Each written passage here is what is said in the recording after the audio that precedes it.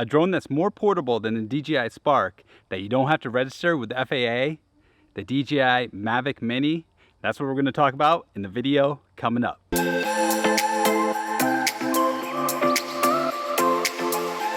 Alright guys, if you're new to my channel, my name is Breck Aramella with BreckAramella.com. I make regular videos about drones, especially filmmaking with drones, how to make you a better drone pilot, and give you step-by-step tutorials. So if you haven't done so, please subscribe to my channel so you can get regular videos when I release them. Today we're going to talk about the Mavic Mini.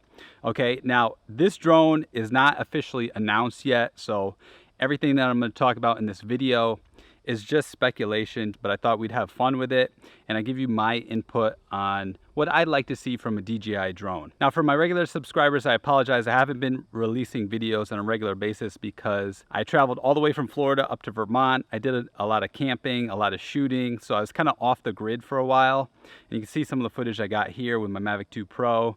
So that was a lot of fun, but now I'm back and I'm going to be in Vermont for a little while, staying in Vermont and doing a lot of tutorials and videos. So I have a lot of new exciting videos that I will be releasing in the next couple weeks. Now, talking about the Mavic Mini. So this drone was supposed to be the successor, some people say, to the Spark or to the Mavic Air. I see it more like a successor to the Spark. I thought we wouldn't see a major drone coming out this year unless it was something like the Spark 2. So this Mavic Mini makes sense. So before we get into the specs and all the details about this Mavic Mini, I just want to talk about what DJI is planning to do for 2020. A lot of you have heard of this thing called FlySafe or AirSense. And basically what it is, if you haven't heard of it, it's a transmission that all DJI drones are going to have by the year 2020. And they're going to be able to pick up a location of helicopters and airplanes.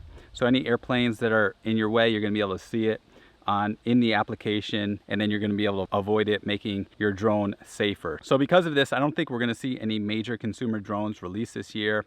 The Mavic Mini, obviously, if they release it, it's not really a major consumer drone. I'll tell you why in this video. But another thing as well is that some new drone laws are going into effect in October in Europe. So the combination of this AirSense in the United States being official in 2020 and with the new DJI drones, and then the laws in Europe going into effect in October. I think DJI is postponing all its major drones releases to next year. I think we will see this Mavic Mini or Spark 2, whatever you want to call it. I think we're going to see it before the holiday season, because it would kind of be stupid for DJI not to release a drone for consumers this entire year, especially with the holiday season coming up. They can make a lot of profit, so that's what I think is going to happen. So with all that said, we're going to get into this video. We're going to get into the specs, all the details of the proposed Mavic Mini or Spark 2, whatever you want to call it. I think it's more like a Spark 2 because the size of this Mavic Mini, what we're seeing now online, the specs that were leaked, we're saying that it's going to be 140 millimeters by 140 millimeters by 53 millimeters, which is almost identical to the body of the Spark. So the body wise, it's the same size as a Spark basically, but the legs, it's like the other Mavics, the arms and the legs can fold up. So that's going to make it more of the size like a Tello. So it's going to be much smaller than the Spark, because the Spark, the legs don't collapse, and a lot of people kind of complained about that. So that would make sense. People like the design of the Mavic drone. So that would make sense for DJI to make a next Spark with legs that are foldable. And you could call it a Mavic Mini, but for all intents and purposes, it's a Spark 2. And it's also smaller than the Mavic Air. So in terms of design, I think DJI hit a home run by using the Mavic design. I think everyone seems to like that. The Phantom people liked, but it's kind of like an outdated model, and it's too big. People want something small, and this is super portable. So now let's talk about the weight. And the proposed weight is 245 grams. The reason why 245 and not 250, in the United States, 250 grams is the minimum weight that you need to register your drone with the FAA. So it was 245. That means hobbyists wouldn't have to register the drone with the FAA. So the Spark weighs basically nothing, and it weighs 300 grams. So 245 is really, really light. And this drone, the Mavic Mini, is supposed to shoot 4K. So to have a 4K drone, a drone that's going to be upgraded from the Spark that you don't have to register with the FAA, seems to be a workaround for DJI for this year, so it doesn't have to put AirSense or FlySafe into the drone, and it could still release it and not have to worry about any of the regulations and so forth. So I think that was a really smart idea if they make it 245. If they make it 250 or above, like 300 grams, the same weight as a Spark, then there might be some issues down the road, especially if they release it close to the year 2020. To me, it would make sense that they make it under 250. That way they don't have to worry about having AirSense and FlySafe in the actual drone. And especially with a drone, and especially to release it so soon, and a drone this size, that would be my guess. Now the rumor is the drone will be released in either October or November, but definitely before the holiday season. I would love to see that. I think we'd all love to see a new drone. It's not a Phantom 5 or something we can get super excited about, but a 4K drone that's very, very small, that's like the size of a Tello, that's pretty awesome, because sometimes you just want to carry your phone and something really small that you can put in your pocket. So if you're just going for a hike or traveling somewhere, or just taking a walk somewhere, and you don't want to carry a backpack and a bunch of things, this could be a drone that you just put inside, and the remote controller, I imagine, would be very small as well. I'll put all the specs right here so you can see them.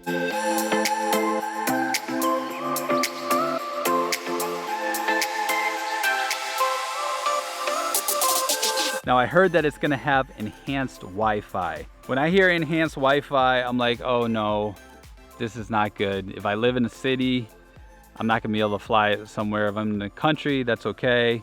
But a lot of people live in cities, they wanna fly it close to areas with a lot of frequency and things going on. So enhanced Wi-Fi, DJI says it's going to be able to fly up to 3.1 miles or 5 kilometers, this new drone with enhanced Wi-Fi, not Lightbridge or OcuSync 2.0. But I'm always a little skeptical. But DJI is very innovative with all this technology, and every time they come out with something new, I'm very impressed with what they come out with. So I believe this enhanced Wi-Fi will be very good.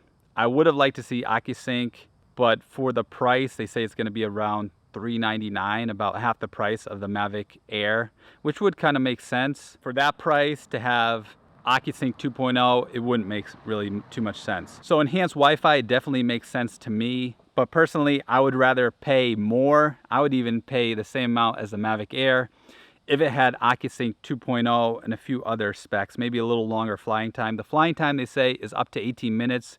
But as we all know, that's in ideal conditions. And conditions, there's winds and the way you fly it. You're not going to fly it nice and steady the whole time. So you're only going to probably get 14, 15 minutes out of the drone, which is good, but it's not great. Still better than the Spark, because the Spark I usually got about 10 minutes. So this is going to be a few extra minutes, but when you're in the air, every minute counts. So the 18 minutes is, I wish it was a little longer, because even the Mavic Air is kind of short. So that was kind of a bummer to me to hear that. Another thing I heard that kind of disappointed me was that the Mavic Mini is only going to shoot JPEG, not RAW. So for photographers, we like to see the RAW. We like to manipulate the image. Obviously, it's a small image sensor, so you try to get everything right in camera. It's not a huge deal breaker, but I just would have liked to see RAW. The fact that it's only JPEG is kind of annoying. Now, here's one spec that a lot of people don't talk about, but for me, being a filmmaker, is really important, is the bit rate. Now, the proposed bit rate is 60 megabits per second, which to me is great. Anything 50 and above, I'm fine with that. So the Spark has 24 megabits per second. The Mavic Air has 100 megabits per second, as does the Mavic 2. So 100 obviously is tremendous. And in case you don't know, the bit rate is basically how fast it transfers that video file, how fast the drone is able to process that information. So 24 megabits is kind of slow. So with the Spark, it's not really that great. 50 megabits or higher is good. So 60 megabits is really good. I think with that and the fact that it's going to shoot 4K, you're not going to see a major difference between this Mavic Mini and the Mavic Air. Okay, 60 to 100 megabits, I don't think is as big a difference as 24 megabits to 60 megabits. So I was really happy to hear that up to 60 megabits per second. Now I had one question, and I'm sure you guys have the same question. If the drone only weighs 245 grams, or about 0.54 pounds, basically half a pound, how is it going to be in wind? All right, is it going to be too light? Is it going to just go everywhere? Well, the fact is they put a 3-axis gimbal. So a 3-axis gimbal really makes this drone much better than Spark. The Spark had a 2-axis gimbal, so I was like the fact that DJI would put a 3-axis gimbal. That makes perfect sense. It can also tilt down. Okay, so you can go up and you can go down to, I believe, 85 degrees. So that's pretty good. By having flown every single DJI consumer drone, I will say that I think this drone will be able to handle wind with a 3-axis gimbal and that weight. I think it can handle wind up to about 20 miles per hour. The Mavic 2 can handle wind up to about 25 miles per hour or so and still be steady. And actually, I was flying it this weekend in really windy conditions. I climbed up a mountain. I was surprised at how good the Mavic 2 Pro is with that 3-axis gimbal. Even the Mavic Air, I've been surprised at how good it is. And they say the Mavic Air is about 20 mile per hour winds. And actually the wind is picking up right now, ironically. So I don't think that's gonna be something to worry about with the weight. I think it's gonna handle a lot better than people think, even with a 245 grams. If it is at 245 grams, I think a 3-axis gimbal will take care of that, and I think we're gonna get nice steady footage up to about 20 miles per hour. Over that, I wouldn't fly it. Now it's time to show you all the specs. You can see them side by side with the Spark. I'm also gonna show you the other drones in a second, but let's just go down this list real quick. As you can see, the max range is 5 kilometers or 3.1 miles, a lot further than the Spark, so it's gonna be enhanced Wi-Fi. Spark had enhanced Wi-Fi, so I imagine they're coming up with a new type of enhanced Wi-Fi. That seems really far to me, 5 kilometers or 3.1 miles. In the city, I don't see this as possible. Sometimes DJI likes to exaggerate, but in the country, I think you probably could get something close to that. Now, maximum flight time, 18 minutes. I already talked about that versus 16 minutes. It's still not enough flight time for me. I'm kind of bummed out, but to have a drone that you can just carry like a cell phone, just carry it around with you and get some footage, it's great, especially 4K. Now the max speed, 31 miles per hour. This is the same speed as the Spark. I would have liked to have seen a lot more than that. I would have liked to see up to 40 miles an hour. 31 seems a little slow, but to me it's not a deal breaker because I like to shoot nice and smooth cinematic footage. So for me, it's okay, but if you like going really fast, that could be a deal breaker there. Now the camera is basically the same as the Spark. You know, you have a 12 megapixel 1/2.3 inch CMOS sensor. The video capability is gonna be much better. Not only do you have that 60 megabits versus the 24 megabits per second, but you also have, it's going to shoot 40K up to 30 frames per second, then 2.7K up to 60 frames per second. And the Spark only does 1080 up to 30 frames per second. Now we're looking at 1080 up to 120 frames per second. So that's really cool. Personally, I don't use those high frame rates that often, but if you have a client that needs it, 2.7K and 4K, there's not a huge difference. So if you want to shoot 60 frames per second, slow it down in post, that's pretty awesome. Stabilization, 3-axis gimbal versus 2-axis gimbal. Obviously the 3-axis gimbal, I said before,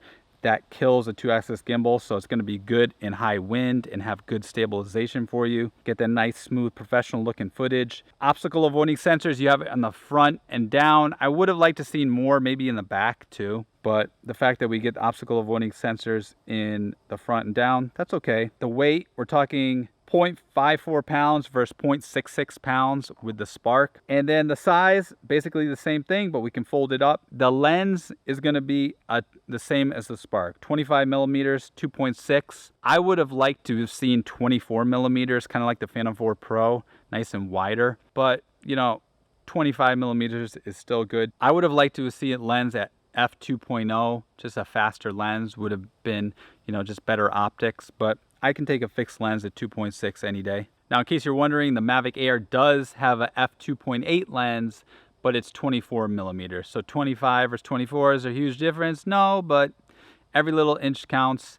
May get a little less distortion, 25 versus 24, but we're pulling hairs right there, so there really is basically no difference. Now the big thing is the range compared to the Mavic Air. The Mavic Air right now is still in the US. The price has always changed. In the US, it's $800, $799.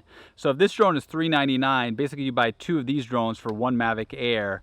And to be able to fly farther than the Mavic Air, that's really a huge selling point to me. So with all that said, we're gonna see the specs next to the other Mavic drones, the Mavic Air and the Mavic 2, both the Zoom and the Pro. You can see all the specs right there compared to the Mavic Mini.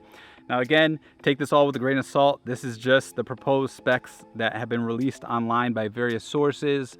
So it hasn't been officially released yet, so we're still not positive. Those specs could change. To me, I would have liked to see 4K up to 60 frames, but 4K up to 30 frames is great.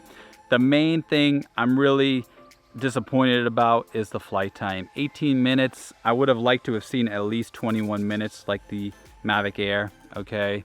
That 21 minutes is doable. 18 is just too short because we're only gonna get 14, 15 minutes realistically.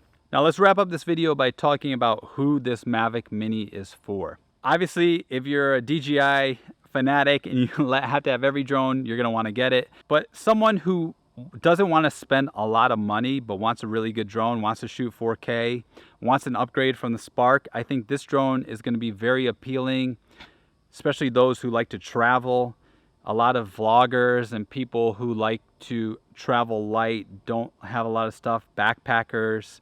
This is going to be a great drone for them.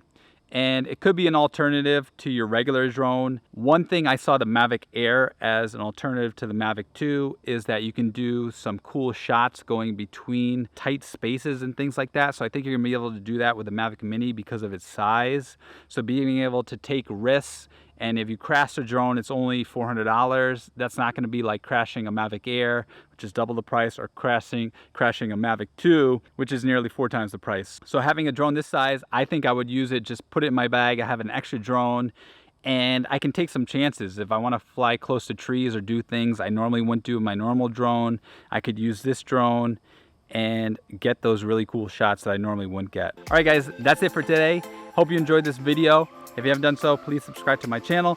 I'm Breck Aramella with BreckAramella.com. Drones for real.